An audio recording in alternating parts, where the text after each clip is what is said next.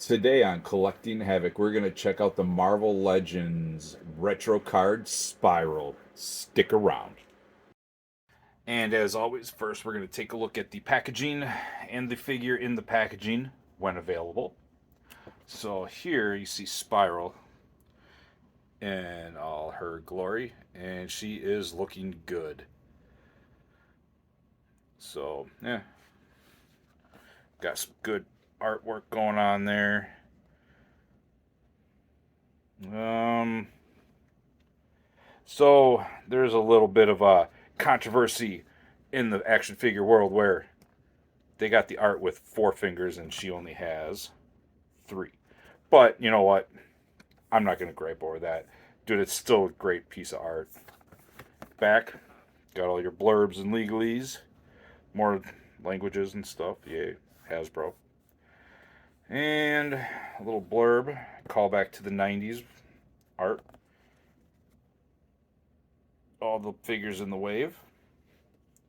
We'll go back to that blurb so you guys can read it. All right. So that's the retro card packaging in a nutshell. So I am going to get her out of her plastic prison. And we're going to take a look at her accessories. I will do a little more in depth on the articulation this time just because she's got 6 arms and that's freaking amazing. So stay tuned. And I'm back with Spiral out of the box. And as you can see, she comes with a plethora of accessories. Which, yes, they're all reused, and 4 of them are exactly the same. So it's not like it's all new stuff. To my knowledge, all of this is reused except for the hands, which is new to her. And obviously the whole sculpt, 6 arms. But yeah, this sword, to my knowledge, is reused. I know I've seen it. Not 100% sure where I've seen it. But I'm not going to show you all 4 just because all 4 of them are exactly the same.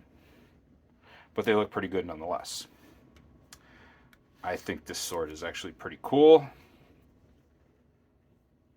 Yeah, nice gold, some paint application on the handle. Hilt's nicely detailed. So yeah, I mean, it's not too bad, even for reuse. I just cannot remember. I think one of these is used with the old Angela figure. I think it's this. Could be the sword. I can't remember. It's been a long time. I'm pretty sure it's this. This oddball looking axe. Actually kind of cool. No paint apps, just solid color. A little bit of swirly, shiny. So that is pretty cool. It's got the reaching out for you hand. And this is pretty cool. She's got the this is her gripping hand for one of her weapons in metal. So obviously you know which arm that's going to go on. If you don't, I don't know what to tell you, dude. But anyway, so now for the main event. Let's get her. Let's take a look. Feet, and it's done in and it looks like it's done in a nice matte finish. So it's not super shiny, which is I like it. Although with all the lights, it's probably gonna look a little shiny. Yeah, some nice sculpting in the boot furs for her Uggs. I think that's what all the kids are wearing these days. Arm bracers. Got the armband. 6 arms, individually articulated. You see under there. Yeah. Let's take a look at that face sculpt. Really, really nice. And then, obviously, she's gonna. Yeah, that's gonna be the one. That's gonna be a con. Ain't a whole lot of the head going anywhere. But yeah, I mean, some of these you're gonna get a little bit of movement. You can get some back and forth here, bicep. For you pinless guys, everything's pinless, double jointed. You're gonna get the most articulation out of the bottom. Looks like, although depending on how you got it, they all articulate pretty much the same, except this top one is hindered a little bit by this. Well, even though it moves, but the hair kind of, you got to kind of find the right spot for it. And you could do some more stuff. There you go. So yeah, I mean, she's got a really good ab crunch. Look at that. All the way around. She can do a 360. Obviously, female buck. Nothing at the waist. Her pouches, they move around a little bit. So you can kind of move them with the articulation. Legs do all the usual stuff. It's got a nice thigh cut. It does not look like there's a boot cut. There is not. But obviously, it's really big feet. Good for these figures because it made it easier to stand. Ankles do all the usual stuff. But yeah, I mean, it's... Man, that is just insane. It bends over almost all the way. Every arm individually articulated. All double jointed. Pinless. Thigh cuts, that's a bicep cut for each one. It's got the regular hinges. Oh, got the gun hinge on this one. Can go up and down. Same with this one, so it's up and down. So that's kind of cool. Instead of the back and forth, it's got the up and down rocker. Except for on the metal fist, because this one's got the kind of... But yeah, that is looking freaking amazing. So, I mean, yeah, there's really nothing I can really complain about her other than the head doesn't do much of anything. Double jointed knees, pinless.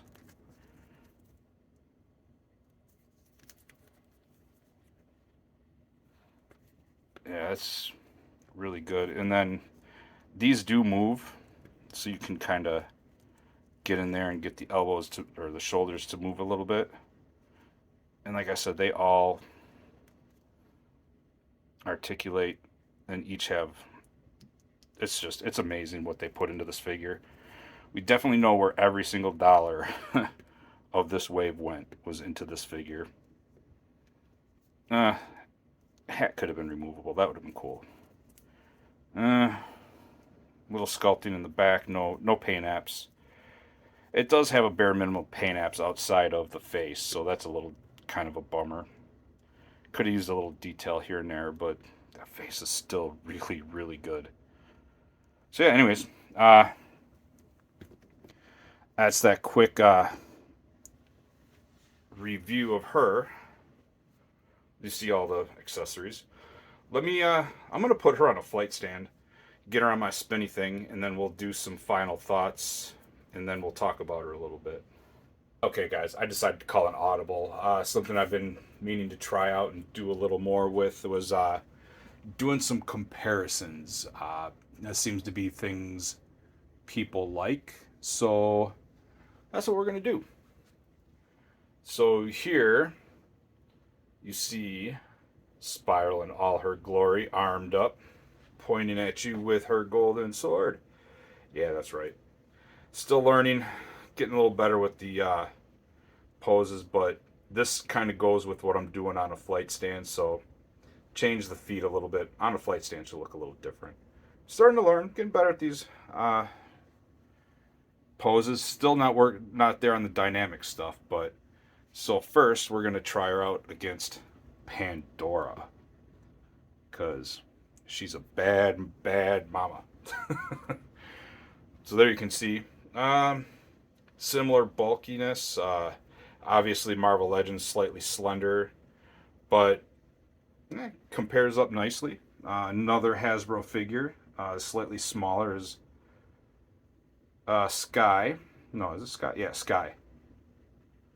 In her basic form, when she comes with Ollie, for some reason, she's a desk figure. She just looks great. They're fun. You see how she compares up there. Let's see what else we got in the Hasbro line. We got a Black Series Ahsoka Tano from the Mandalorian series. You can see the Black Series is definitely running a little smaller. She's quite small compared to Spiral. Alright, let's see who's next. Who's next? All right, She-Ra from the Masterverse line, Princess of Power. And obviously, she's going to be bigger. She is a 7-inch figure, so different scale.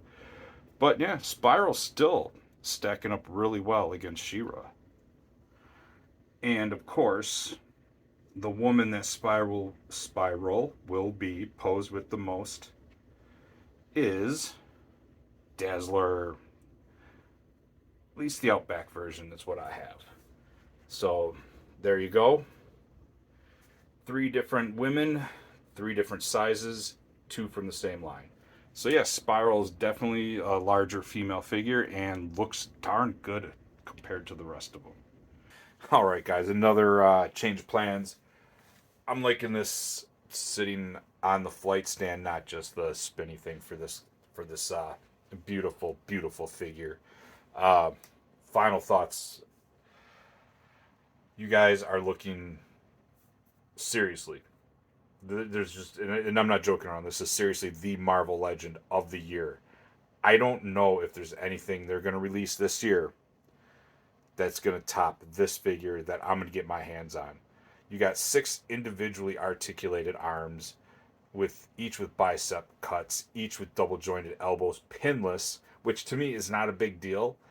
But now that I'm seeing more pinless figures, it does look cleaner. It looks pretty. Not gonna lie. You got the double jointed knees, pinless. Just the great sculpting. That face is just amazing. I don't know what else there is to say about this figure. It's a great figure. I can't fault this in any way, shape, or form. Um, Maybe if I'm gonna nitpick, some wash on the fur on the boots. I can always do that myself, but I shouldn't have to.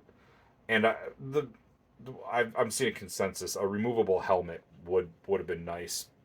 I see why they didn't do it.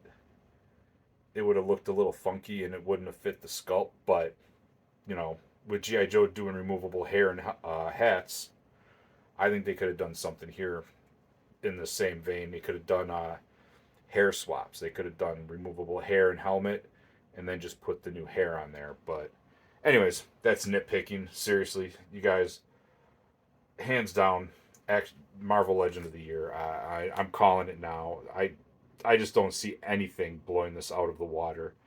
Even the stuff that's been announced, just nothing. But anyways, guys, let me know down in the comments what you guys thought of this figure. Is this your number 1 Marvel Legend of the Year?